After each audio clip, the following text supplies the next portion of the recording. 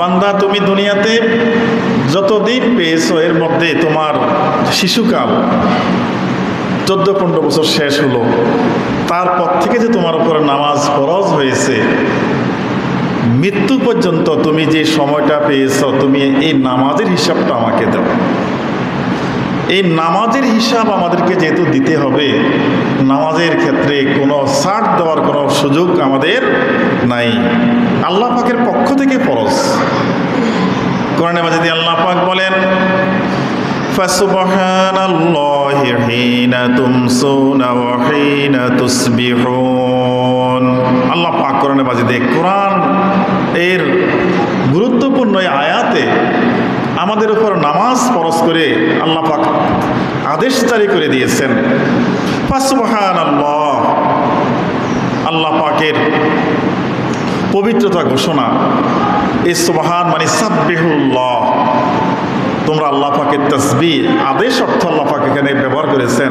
আর সাব্বিহুর অর্থ হলো সল্লু, তোমরা নামাজ আদায় করো আল্লাহ পাকের জন্য। কখন? হিনা তুমসুনা ওয়া হিনা তুসবিহুন। তুমসুন, যখন বিকাল শেষ হয়ে যায়, সন্ধ্যা নেমে আসে, সন্ধ্যার নামাজ এর দ্বারা বোঝানো হয়েছে, আল্লাহ পাক বুঝিয়েছেন সন্ধ্যা হয়ে গেলে আমাদের 2 ওয়াক্ত নামাজ আমাদের উপর ফরজ, সেটা হলো মাগরিব এবং এশা। এই 2 ওয়াক্ত আল্লাহ পাক প্রথম কথার মধ্যে ফরজ করেছেন। ওয়াহিনা তুসবিহুন, আর যখন তোমাদের মাঝে সকাল হয়, সকাল ফজর নামাজ, তখন তোমরা সল্লু, নামাজ পড়ো। সল্লু তুসবিহুন, সকালবেলার নামাজ অর্থাৎ ফজরের নামাজ আল্লাহ পাক ফরজ করেছেন দ্বিতীয় শব্দ দিয়ে। তারপরে আল্লাহ পাক অন্য এর পরবর্তী আয়াতে বলেন, ওয়ালাহুল হামদু ফিস সামাওয়াতি ওয়াল আরদি ওয়া আশিয়ান ওয়া হিনা তুযহিরুন।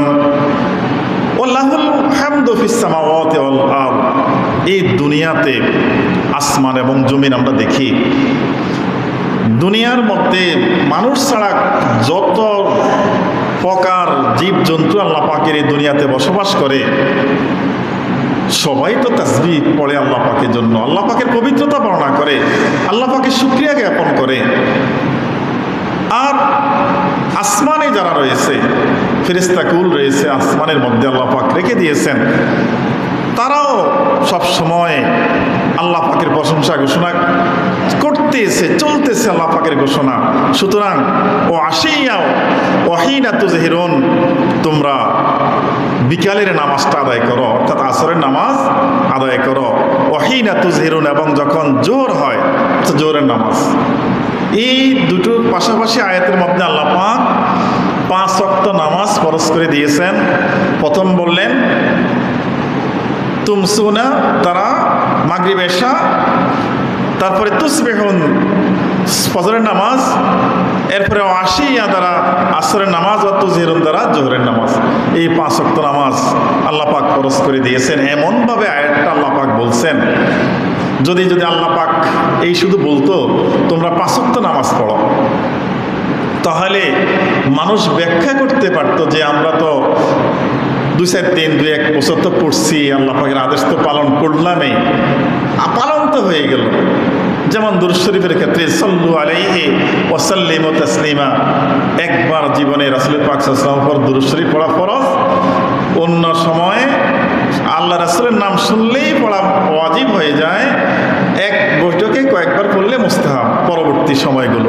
এর যে ব্যাখ্যা রয়েছে, মানুষ তো নামাজের ক্ষেত্রে এরকম ব্যাখ্যা করে ফেলতো যে আমরা তো আল্লাহ পাক 5 ওয়াক্ত নামাজ ফরজ করছেন, কিছু সময়, কিছুদিন, কিছু বছর পড়লেই তো চলবে, আর মনে হয় না পড়লেও চলবে, ব্যাখ্যা করতে পারতো। কিন্তু আল্লাহ পাক ডাইরেক্ট নামাজের ওয়াক্তগুলোর নাম না বলে বলছেন যখন সন্ধ্যা হয়, যখন ফজর হয়, সূর্য উদিত হয়, যখন বিকাল হয়, যখন সূর্যটা খাড়া অবস্থা থেকে একটু ঢেলে যায়, যতদিন সূর্য উদিত হবে, যতদিন সন্ধ্যা আসবে, যতদিন বিকাল আসবে, মানুষ যতদিন এই অবস্থার মধ্যে থাকবে, প্রত্যেকটা সময়ের জন্যই, প্রত্যেকটা দিনের জন্য তার উপর নামাজ ফরজ হয়ে যায়।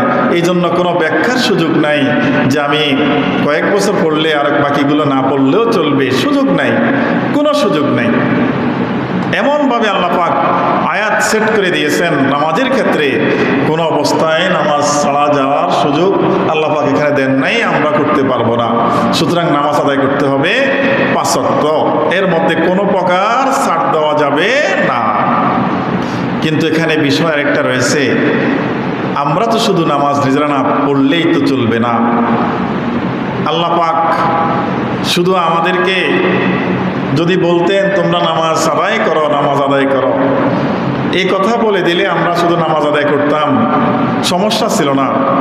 আল্লাহ পাক বলছে ওয়াকিমুস সালাহ, তোমরা নামাজ প্রতিষ্ঠা করো, সবাইকে নিয়ে পড়ো, একা একই না, একজন দুজন নয়, সবাইকে নিয়ে পড়ো, প্রতিষ্ঠা করো। এই জন্য আমরা দায়বদ্ধ। আবার অন্যরাও দায়বদ্ধ হয়ে আছে, কারা? যাদের সন্তান হয়েছে, বিয়ে শাদী করেছে, স্ত্রী আছে, ছেলে সন্তান আছে, এদেরও চরম জবাবদিহিতার মধ্যে আল্লাহ পাক নিয়ে আসছেন যে তুমি শুধু পড়লে হবে না, তোমার সন্তানদের বিষয়ে তোমাকে জবাবদিহি করতে হবে। হাদিস শরীফে আল্লাহ রাসূল বলেন, وعن عمرو بن شعيب عن أبيه عن جده رضي الله تعالى عنهما قال قال رسول الله صلى الله عليه وسلم مروا أولادكم بالصلاة وهم أبناء 7 سنين। রাসূল পাক সাল্লাল্লাহু আলাইহি ওয়াসাল্লাম আবু দাউদ শরীফ থেকে হাদিস ইরশাদ করতেছেন, এ আমার উম্মতেরা, তোমরা তো আমার আদেশটা পালন করতেছো, আল্লাহ পাকের হুকুম, আল্লাহ নবীজির মাধ্যমে আল্লাহ পাক কোরআন শরীফ আয়াত নাজিল করে আমাদের উপর আদেশ জারি করছেন। আল্লাহ পাক আমাদেরকে আদেশ জারির সাথে সাথে নবী সাল্লাল্লাহু আলাইহি ওয়াসাল্লাম বলতেছেন, আমার উম্মতেরা, মুরু আওলাদাকুম বিসসালাত, তোমরা যারা সন্তানের বাপ হয়েছ, তোমাদের সন্তানদেরকে তোমরা নামাজের আদেশ করো। নিজের সন্তান নাই, ভাতিজা আছে, তাদেরকে বলো, বোনের সন্তানদেরকে বলো, পাড়া প্রতিবেশী যারা সন্তান রয়েছে তাদেরকেও বলো। বিশেষ করে তোমার সন্তান থাকলে তোমার সন্তানকে তুমি নামাজের জন্য বলো। এখন একটা মানুষ, একটা ছোট শিশু, সে 5-7 বছর, সে হয়তো ভালো করে এখনো সূরা মুখস্থ করতে পারে নাই, নিয়ম কারণ এখনো তার মানে বাদশার মতো এখনো আসে নাই। সেজন্য রাসূল পাক সাল্লাল্লাহু আলাইহি ওয়াসাল্লাম একটা সীমা নির্ধারণ করছেন, সেটা হলো যে আবনাউ 7 সিনিন, যখন তোমার সন্তানের বয়স 7 বছর হয় তখন থেকে তুমি শুরু করো তাকে নামাজ পড়ানোর। এটা আদেশ করছেন আল্লাহ রাসূল সাল্লাল্লাহু আলাইহি ওয়াসাল্লাম। একা তুমি পড়লেও চলবে না, তোমার সন্তানের বয়স, তোমার ছেলের বয়স, তোমার মেয়ের বয়স 7 হয়ে গেছে, তুমি এবার তার সন্তানটাকে সাথে সাথে নিয়ে নামাজ শিখাও, নামাজের জন্য বলো। ছেলে সন্তান আছে, তুমি মসজিদে আসলে তাকে হাতে করে নিয়ে আসো নামাজে, তার অভ্যাস করতে হবে, আগে অভ্যাস করতে হবে। আস্তে আস্তে 2-1টা সিজদা দিতে দিতে 2 রাকাত 4 রাকাত পড়তে পড়তে তার একটা অভ্যাস হয়ে যাবে, গতি চলে আসবে। 7 বছর হলেই আল্লাহ রাসূল সাল্লাল্লাহু আলাইহি ওয়াসাল্লাম আমাদেরকে বলছে, আদেশ করছে, তোমার সন্তানদেরকে তুমি নামাজের জন্য বলো। কিন্তু আমাদের সন্তানরা 7 নয় 17 হয়ে যায়, 27 হয়ে যায়, না নামাজের কাছে আসে নাই, আমরা আনতে পারি নাই, আমরা চরম ব্যর্থ হয়ে গেছি। যখন সন্তানগুলো বড় হয়ে যায়, বিশেষ করে নিজেরা যখন আয় ইনকাম করার মধ্যে চলে যায়, তখন তো পিতামাতার কথা শুনতেই চায় না। জোয়ান কাল চলতেছে, আর খুশি মতো সব কাজ করতেছে, নামাজের কাছে আসে না। যেভাবে বললে, যাকে দিয়ে বললে সন্তানগুলাকে নামাজি করা যাবে, এই দায়িত্বটা আমাদের পালন করতে হবে। তবে এখানে আল্লাহ রাসূল সাল্লাল্লাহু আলাইহি ওয়াসাল্লাম বলছেন যে তোমরা 7 বছর থেকে নামাজের জন্য তাদেরকে বলো, কাছাকাছি রাখো। 8 বছর হয়ে যায় তাদেরকে আরেকটু কড়াকড়ি দাও। যখন 9 বছর হয়ে যায় তখন আরেকটু বেশি তাদের প্রতি খেয়াল রাখো, তারা যেন নামাজ নষ্ট না করে। এই 9 বছর শেষ হলে যখন 10 বছরে পড়ে যাবে, ওই ছেলে সন্তান, ছেলে মেয়েরা, 10 বছরের ছেলে মেয়েরা যদি নামাজ আদায় না করে, আল্লাহ রাসূল সাল্লাল্লাহু আলাইহি ওয়াসাল্লাম বলছেন তোমাকে তো এই সন্তানের ব্যাপারে জিজ্ঞাসা করা হবে নামাজের ক্ষেত্রে, তুমি যে শিক্ষা দাও নাই, ওই যে কাছারিত হুজুরকে দিয়েছেন, হুজুরকে জিজ্ঞাসা করা হবে না, প্রশ্ন করা হবে আপনাকে যে আপনার সন্তানকে 10 বছর পাও দিয়ে দিলে সে যখন নামাজি না হয়, আল্লাহ রাসূল বলছে অদরিবুহুম আলাইহা, 10 বছর হয়ে গেছে নামাজ আদায় করে না, প্রয়োজন ক্ষেত্রে তাদেরকে প্রহার করা, মাইর দেওয়া, তাদেরকে নামাজের জন্য তাদেরকে প্রয়োজনে মাইর দিতে হবে, বেনামাজি রাখা যাবে না।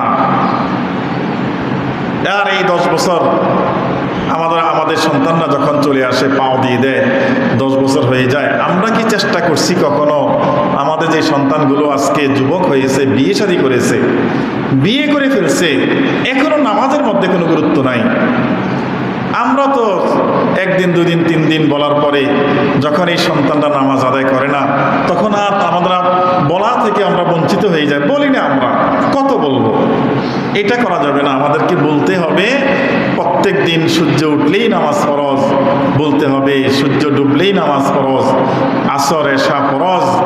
এই 5 ওয়াক্ত নামাজ যখন সময় চলে আসে, তখন আপনি যেমন নামাজের জন্য আপনার গুরুত্ব চলে আসে, আরেকটা গুরুত্ব আমাদের থাকতে হবে, আমাদের সন্তান, আমাদের স্ত্রী, মেয়েরা, ছেলেরা নামাজগুলো পড়তেছে কিনা তাদেরকেও বলতে হবে এই নামাজের সময় হয়ে গেছে। মহিলারা তো বিভিন্ন কাজ দেখায়, সন্তান লালন পালন করে, নামাজ পড়তে পারে না, রান্না বান্নার জন্য নামাজ পড়তে পারে না, সংসারের কাজের জন্য নামাজ পড়তে পারে না, বিভিন্ন অজুহাত দেখিয়ে এই বিয়ে শাদী হয়ে গেছে, বউ হয়ে আসছে, তারপরেও নামাজগুলো নষ্ট করে ফেলে, নামাজের কাছে যায় না, মোবাইল দেখি নামাজ সময় নষ্ট করে ফেলে। এই কাজগুলো থেকে আমাদেরকে খেয়াল রাখতে হবে, আর ছেড়ে দেওয়া যাবে না। আমি বলতেছি আমার কথা শোনে না, এই বিষয় এরকম নয়, তাদেরকে যেভাবেই শাসন দরকার আমাদের শাসন করতে হবে। আমাদের এই কথা আমার বাপেরা চিন্তা করলে হবে না, আমি তো মেয়ে বিয়ে দিয়ে দিয়েছি, জামার বাড়িতে সে পড়ক না পড়ক আমার কিছু আসে যায় না। না, আপনি তারপরেও খবর রাখবেন, ফোন করলে জিজ্ঞাসা করবেন যে ফজরের সময় তুমি নামাজ কি পড়ছ, আজহর আসর পড়ছ, জিজ্ঞাসা করবেন ফোন করলে। খবর, অন্যান্য খবরের সাথে নামাজেরও খবর লওয়া দরকার, কারণ আপনি বাঁচতে হবে। একা নামাজ পড়ে আপনি কবরে গেলে এই সন্তানদের বেনামাজির এই অপরাধের কারণে আপনাকেও জিজ্ঞাসা করা হবে, সন্তানদের অপরাধ এর কারণে বাপ পিতামাতাও সেই অপরাধের মধ্যে চলে যাবে, দায়িত্ব পালন যদি ঠিক মতো না করা হয় নামাজের ক্ষেত্রে। আরেকটা বিষয় আল্লাহ রাসূল বলছেন, অফাররিকু বাইনাকুম ফিল মাদাজি, যখন সন্তানের 10 বছর হয়ে যায় তখন সে অনেকটাই বুঝমান হয়। এই বুঝমান অবস্থায় তোমরা তোমাদের খাটের মধ্যে তাদেরকে আর জায়গা দিও না, তাদেরকে আলাদা জায়গা করে দাও, আলাদা বিছানা করে দাও রাত্রি যাপনের জন্য। আর পিতামাতার সাথে সন্তানদেরকে রাখার জন্য রাসূল পাক সাল্লাল্লাহু আলাইহি ওয়াসাল্লাম পরামর্শ দিয়েছেন, আদেশ করেছেন যে 10 বছর হয়ে গেলে সন্তান পিতামাতার সাথে আর যেন না ঘুমায়, সে যেন পিতামাতার বিছানায় না থাকে, তাকে আলাদা একটা ছোট খাটের ব্যবস্থা করে দেন, আলাদা জায়গায় ব্যবস্থা করে দেন, ভাই বোনের সাথে থাকতে দেন, পিতামাতার সাথে নয়।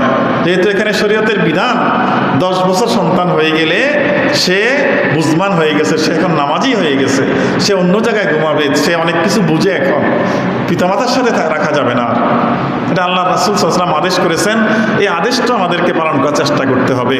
সম্মানিত হাজিরিন, আমরা যে নামাজ আদায় করি, নামাজগুলো যদি আমরা ঠিক মতন কামা হক্কুহু, হক আদায় করে, বিশেষ করে নামাজ আদায়ের জন্য আমাদের কিছু শর্ত রয়েছে, কিছু রোকন রয়েছে, কিছু শর্ত রয়েছে, কিছু আরকান, কিছু আহকাম রয়েছে।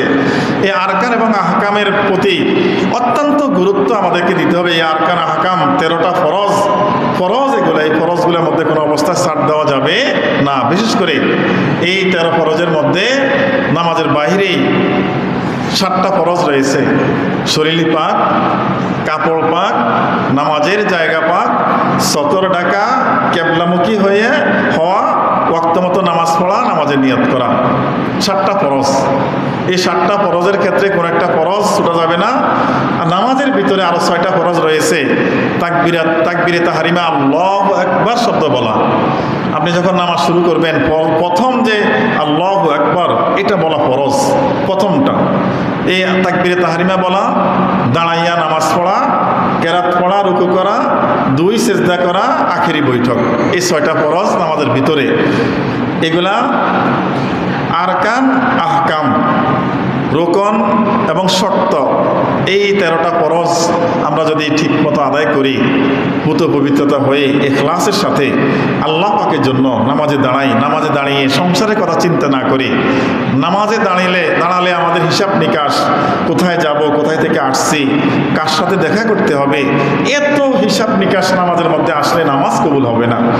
এটাকে খুশু খুজুর মধ্যে নামাজ রাখতে হলে একেবারে আল্লাহ পাকের ভয় এবং নিজের মধ্যে একাগ্রতা, আন্তরিকতা, ইখলাস নিয়ে নামাজ আদায় করলে রাসূল পাক সাল্লাল্লাহু আলাইহি ওয়াসাল্লাম হাদিস শরীফে বলছেন 5টা জায়গার মধ্যে নামাজিকে এই নামাজ আদায়ের জন্য আল্লাহ পাক শান্তি প্রদান করবেন, সুব্যবস্থা করবেন। সেগুলো কি? মান হাফাযা আলাস সালাতি আকরামাহুল্লাহু বিখামসিন খিসালিন ইয়ারফাউ আনহু দাইকাল মাউত। রাসূল পাক সাল্লাল্লাহু আলাইহি ওয়াসাল্লাম বলতেছেন যে যদি মানুষটা নামাজ আদায় করে যথাযথ, একদিন পড়ছে আরেকদিন না, প্রত্যেক দিন নিয়মিত নামাজ আদায় করে, তাহলে আল্লাহ তাআলা 5টা মর্যাদা তাকে দান করবেন। 5টা মর্যাদা কি? একটা হলো যে ইয়ারফাউ আনহু দাইকাল মাউত, আল্লাহ পাক এই দুনিয়া থেকে মানুষটা যখন চলে যাবে, আজরাইল চলে আসবে, মালাকুল মাউত চলে আসবে, কঠিন মৃত্যু, কঠিন যন্ত্রণা, এই যন্ত্রণাটা আল্লাহ পাক লাঘব করে দিবেন, সহজ করে দিবেন মৃত্যুটাকে নামাজ আদায়ের একটা পুরস্কার হিসাবে। সুবহানাল্লাহ। গুরুত্ব দিতে হবে নামাজের, হিসাব তো আল্লাহ পাকের কাছে দিতেই হবে। এই মৃত্যুর সময় সহজভাবে নামাজের মৃত্যু সহজ আসানের সাথে হয়, এই কথা খেয়াল রেখে একটু নামাজটা সুন্দর করে আমাদের আদায় করা দরকার। আবার দ্বিতীয়টা হলো ওয়াজাবুল কবর, এবং কবরের মধ্যে রাখলে যে কবরে আযাব থেকে নামাজ আদায়কারী আল্লাহ পাক কবরে আযাবটাকে রহিত করবেন। কবরের মাটির একটা চাপ কবরের মধ্যে যদি মানুষটাকে দিয়ে দেয়, এই মানুষটার যে কি অবস্থা, চিৎকার দিবে, কেউ শুনবে না, এক পাশের হাড় অন্য পাশে চলে যায়, এই কঠিন চাপ, এগুলা থেকে আল্লাহ পাক নিস্তার দিবেন।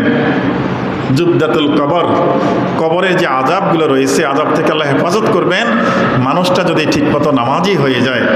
আর ওয়ায়ুতিহিল্লাহু কিতাবাহু বিয়ামিনি, আল্লাহ পাক তার কিয়ামতের ময়দানে আমলনামাটাকে ডান হাতে প্রদান করবেন। সুবহানাল্লাহ। নামাজির আমলনামা, এই যে কেরামান কাতাবিন, 2জন সম্মানিত ফেরেশতা সবকিছু লিখতেছেন, এগুলা তো হিসাব আছে, এই হিসাবটা হাতে দিবেন। আর বদকার যারা রয়েছে তাদের হিসাব দিবেন বাম হাতে, সামনে দিয়ে নয়, হিসাবটা দিবেন বাম থেকে, হাত বাঁকা করতে পারবে না। তখন এই মাঝখান দিয়ে ছিদ্র করে এই হাতটাকে বের করে পিছ দিয়ে তারপরে তার হাতে হিসাব দেওয়া হবে। কি কঠিন অবস্থা! ডান হাতে তো সহজ, সম্মানের সহিত আল্লাহ পাক আমলনামা দান করবেন। এটার জন্য আমাদের নামাজের গুরুত্ব কোনো অবস্থায়, কোনো দিনের জন্য কোনো গ্যাপ দেওয়া যাবে না। ওয়ায়ামুরু আলা সিরাত কাল বারক, এই ফুলসিরাত রয়েছে, ফুলসিরাত পার হতে হবে আমাদের। এই ফুলসিরাতটা আল্লাহ পাক নামাজিদের জন্য বিদ্যুৎ গতিতে পার করার ব্যবস্থা করবেন। সুবহানাল্লাহ। এই বিদ্যুৎ গতিতে পার হতে না পারলে এই 30,000 বছরের রাস্তা, 300 বছরের রাস্তা, 300 বছরের রাস্তা পার হতে একটা মানুষ জান্নাতে যেতে হবে। যদি এটা হেঁটে হেঁটে পার হয় অথবা কোনো এই রিক্সা সাইকেলের গতিতে পার হয়, তার কত 100 বছর লাগবে এবার মনে করেন। আর যদি বিদ্যুৎ গতিতে পার হতে চায় অল্প সময়ের মধ্যে, বিশাল এই জায়গাটা ফুলসিরাতটা সে পার হয়ে যাবে। আর নামাজিদের জন্য আল্লাহ পাক এই ব্যবস্থা রাখছেন, বিদ্যুৎ গতিতে ফুলসিরাত আল্লাহ পাক পার করার ব্যবস্থা করবেন। আর সর্বশেষ যে 5 নম্বর পুরস্কার, সেটা হলো ওয়ায়ুদখিলুহুল্লাহু বিগাইরি হিসাব, বিনা হিসাবে নামাজিকে আল্লাহ পাক জান্নাতের ফয়সালা করে দিবেন। সুবহানাল্লাহ। নামাজের কত গুরুত্ব! নামাজ তো আমাদের একত নামাজ আদায় করতে হবে, ফরজ আদায় করতে হবে, করলে আল্লাহ পাকে পুরস্কারগুলো দিবেন। কোনো একত্ব নামাজ নষ্ট করলে তাকে 80,000 বছর আল্লাহ পাকে দরবারে অপেক্ষা করতে হবে। এক ওয়াক্ত নামাজ, এই এক ওয়াক্ত নামাজ নষ্ট করার এই আযাব তাকে ভোগ করতে হবে। আমাদের এরকম জীবনে বালেগ হওয়ার পরে যে শত শত ওয়াক্ত নামাজ নষ্ট করে ফেলছি, এগুলার জন্য আমাদেরকে উমরি কাজার নামাজের ব্যবস্থা রয়েছে। উমরি কাজা নামাজ প্রত্যেক ওয়াক্তের সাথে পড়ে ফরজটা আল্লাহ পাকের কাছে ক্ষমা চাইতে হবে, ইস্তেগফার করতে হবে। আল্লাহ, আমার ভুল হয়েছে, আমি যে অপরাধ করেছি, নামাজ ফরজ হয়েছে, আমি না বোঝার কারণে নামাজ নষ্ট করেছি, বিভিন্ন অজুহাতে নামাজ নষ্ট করেছি, আল্লাহ আমাকে ক্ষমা করে দেন। নামাজ আদায় করে করে আল্লাহ পাকের কাছে ক্ষমা চাইতে হবে। ক্ষমা না নিয়ে গেলে এই নামাজ জন্য হিসাব, প্রথমেই হিসাব দিতে হবে নামাজের। আল্লাহ পাক হিসাব শুরু করবেন নামাজের। সুতরাং আমরা নিজেরা, আমাদের স্ত্রী, সন্তান, পরিজন, আমাদের এলাকাবাসী, আমাদের সকল মুসল্লিরা সহকারে যেন আমরা 5 ওয়াক্ত নামাজ একেবারে সুন্দর মতো হেফাজত করতে পারি, আদায় করতে পারি। আল্লাহ পাক আমাদের তৌফিক দান করুক। সবাই বলুন আমিন।